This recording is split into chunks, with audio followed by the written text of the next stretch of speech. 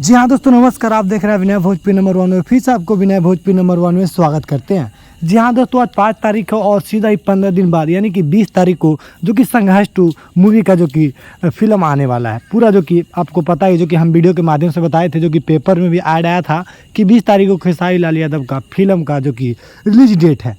और बता दें, जैसे जैसे ये फिल्म जो कि नज़दीक डेट आ रहा है, उस तरह से जो कि लोगों में कहीं ना कहीं इनके विरोधियों को कुछ अलग ही फील हो रहा है। आपको बता दें, अच्छे अच्छे यूट्यूबर, पढ़े लिखे इंसान जो कि ये सब करता है तो शोभा नहीं देता। आपको बता दें, जो कि बहुत ही गलत न्यूज़ बनाया जा रहा है खेसारी यादव को लेकर।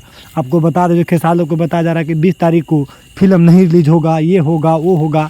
तो भाई, ये जो प्रोड्यूसर पैसे लगाकर जो कि पेपर में ऐड दिलवाए, वो पागल थोड़ो है।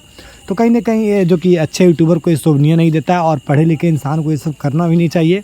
और देखिए, खैर ये सब बात छोड़िए आप, और जितने भी लोग इस वीडियो को देख रहे हैं सभी लोग शेयर कीजिए, और उन लोगों को भी कहीं ना कहीं इनके ऊपर विचार करना चाहिए यूट्यूबर को, और ध्यान देना चाहिए। तो चलिए फिर मिलता है अगले वीडियो में।